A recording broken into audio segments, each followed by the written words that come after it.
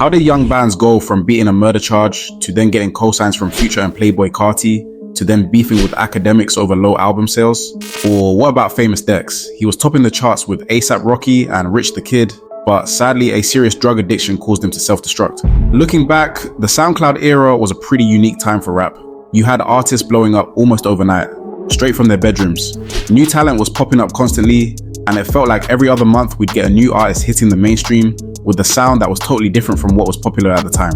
A lot of those artists are still big names today, but have you ever wondered what happened to some of the others who faded out? So back in 2017, when Famous Dex first blew up, it was hard for him to imagine the rap industry would cause him so many problems. One moment he was a high charting rapper, being one of the most popular artists to come from the SoundCloud group, and the next, his career was spiraling out of control. So how did things go so wrong for Famous Dex? Famous Dex started catching everyone's attention back in 2015 with songs like Hoes Mad and Drip From My Walk.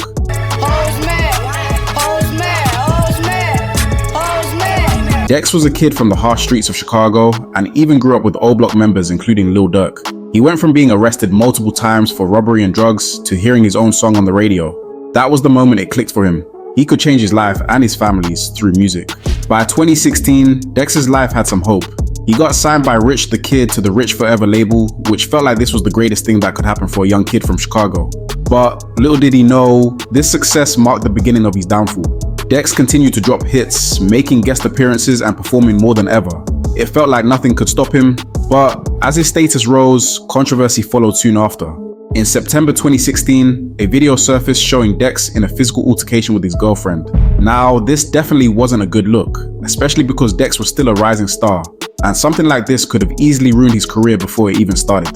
The internet went mad, with people calling him an abuser, and brands like Puma pulled out of deals. But this was only the beginning of the controversy.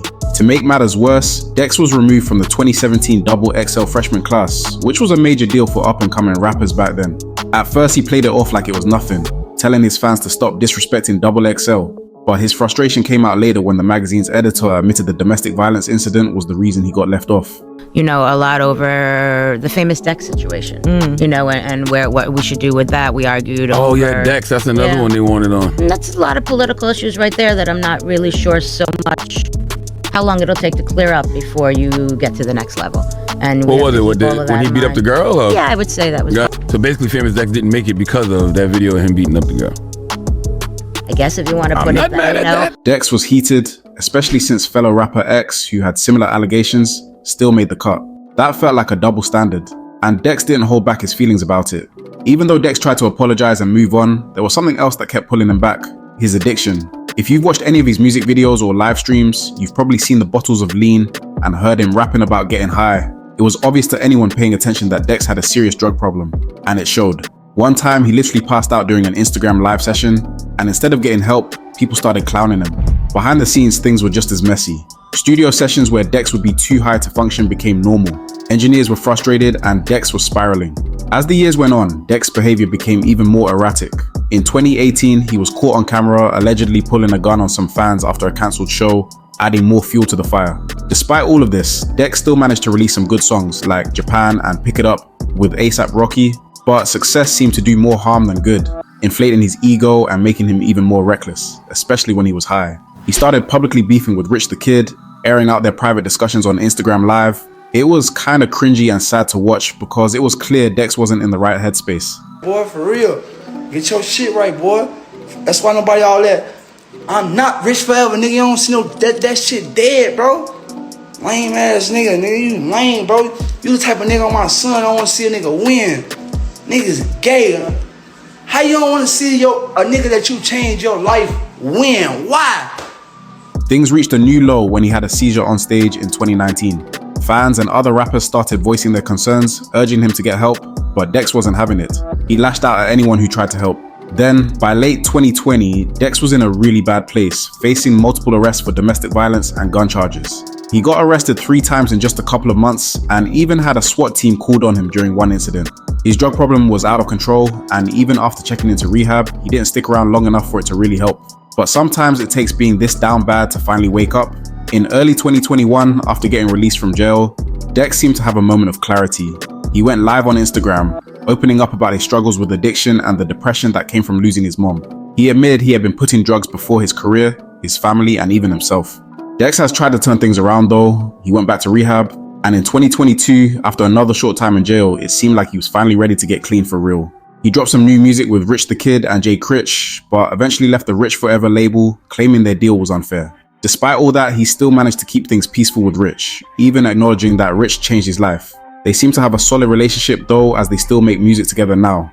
Looking back, it's clear that Dex went through a lot. Becoming a celebrity so quick and addiction all hit him hard, but it's glad to see he's finally starting to take accountability for his mistakes. He's learned to appreciate what he almost lost and seems genuinely happy now. He's still dropping music on a new YouTube channel, and even though he's not getting the views he used to, Dex has clearly not lost his flow and charisma that originally blew him up. Maybe it's just a coincidence, but it seems like a lot of rappers from the SoundCloud era had their fair share of troubles more than the average rapper. Even those who we thought would be the next rap superstar are somehow non-existent in the industry right now. And Lil Skies is one of those guys. Yeah, I know, that's probably a name you haven't heard in a minute, and there's a reason for that. Back during the SoundCloud peak, he was huge, especially with songs like Red Roses and Nowadays. But these days, people mostly remember him for his older tracks, and he doesn't get the same love he once did. But to understand Lil Skies' fall, we've got to start with his rise. Around 2017, Lil Skies was slowly building a name for himself in the underground SoundCloud scene along with Lil Uzi Vert and Trippie Redd. Skies dropped tracks like Fake and No Bad Vibes, which started gaining traction. Then Skies dropped a mixtape with some serious gems on it. Even before he hit the mainstream, he was putting out heat. He kept the momentum going with singles like Rude, Understand Me, and Off the Goop.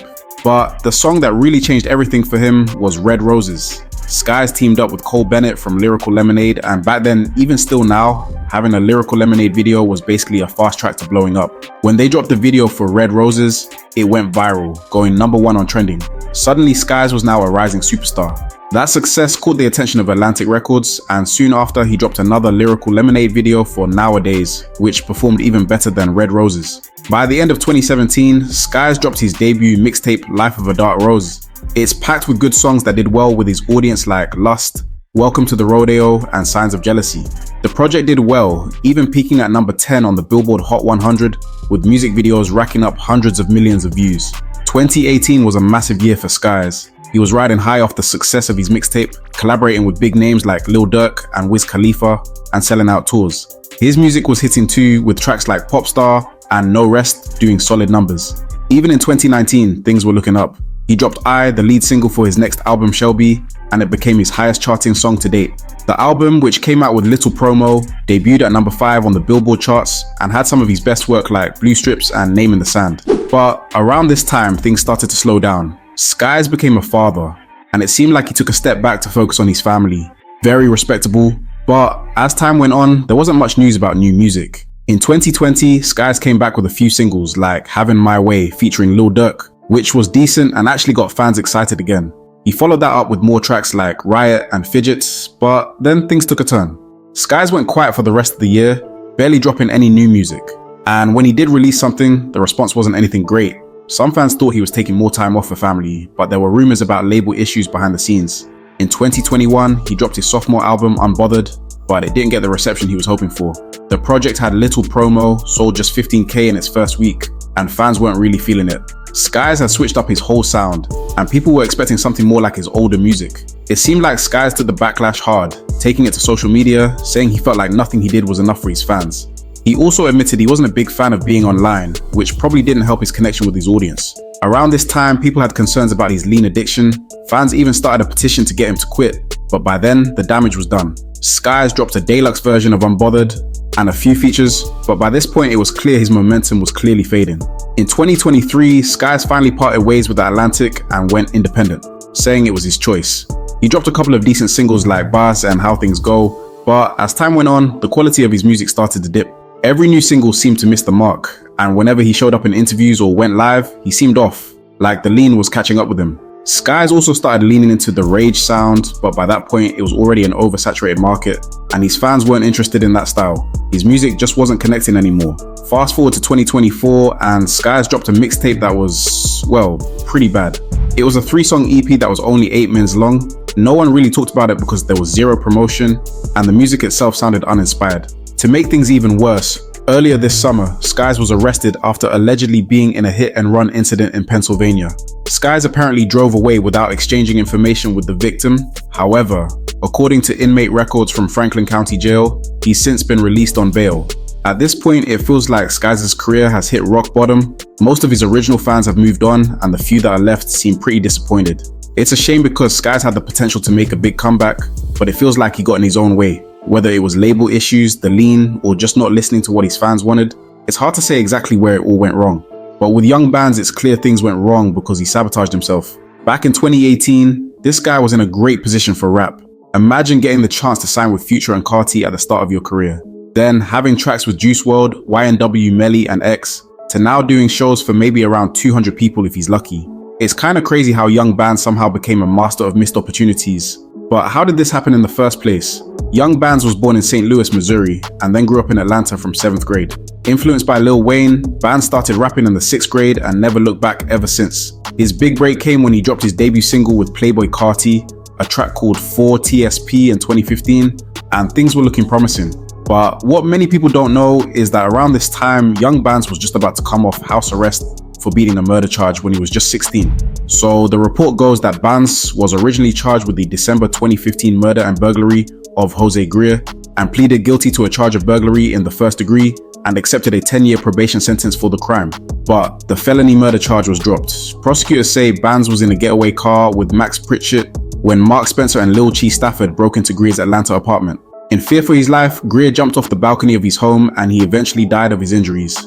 Young Band's accomplices, Spencer and Stafford, were convicted of murder in October of 2018.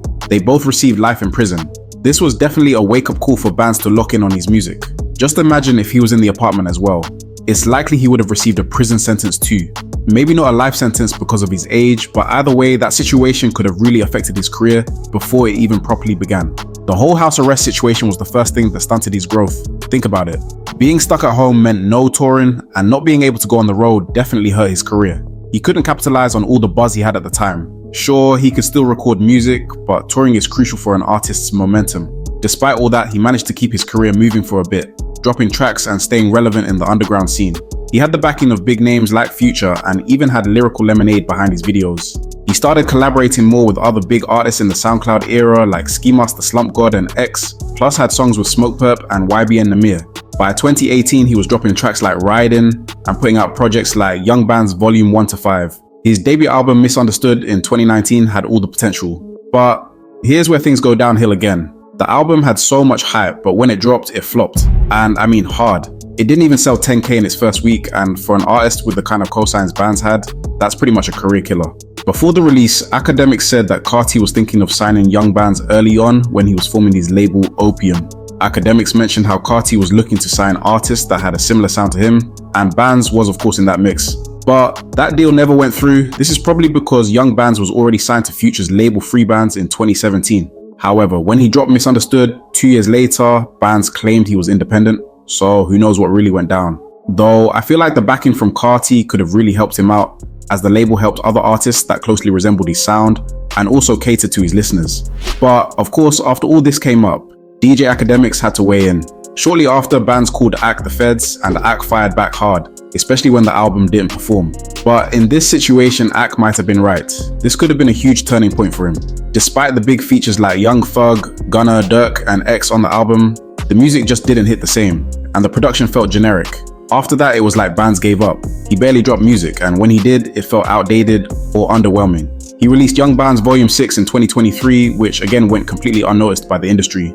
As of recently, there was a clip of Young Bands performing in front of like 200 people. Don't get me wrong, it's not as bad as some other artists who have had fall-offs, but it's definitely a far cry from his peak. People are genuinely sad about his decline, not even hating, it's just sad to see what's happened. His early career was so promising, but overall I guess it's a mix of bad timing, label issues, and maybe just not staying proactive about his career led him to this point. He didn't capitalize on his moment, and now it seems like the moment has passed. In comparison, look at someone like D Savage. He also had huge potential and was well connected, but unlike Bands, D Savage kept grinding. He stayed consistent, kept dropping music, and didn't let his setbacks hold him back. Now he's doing solid, building a fan base, and even owns his music, which I suggest every aspiring rapper should do. Bands, on the other hand, seem to just let things happen to him instead of taking control of his career. At the end of the day, Young Bands had all the tools to succeed, but for whatever reason, it just didn't pan out. It's sad because he was such a staple in the SoundCloud era, but he never reached his full potential. Could he come back? Possibly, He's still young, only 25, and he could still make some noise if he really wanted to. But right now, it's hard to say if he has that drive anymore. Anyways, that's it from me. If you stay to the end, you're a real one. Don't forget to like, comment, and subscribe. And until next time, I'll catch you in the next video.